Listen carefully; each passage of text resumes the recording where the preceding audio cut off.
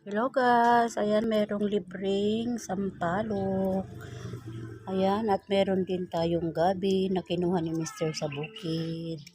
Ayan, pabakbitin ko yan guys. Saka meron ding saging na saba na kinuha ni Mr. sa kanyang tanim. Ayan guys, libre na naman tayo ng pagkain. Everyday is a blessing. Thank you Lord. Kahit paano ay hindi mo kami pinapabayaan. Ayan, 'di ba guys?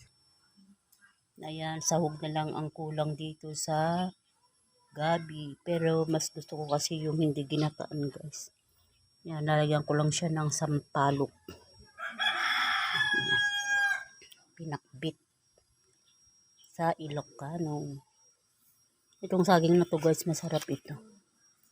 Saging na dipig.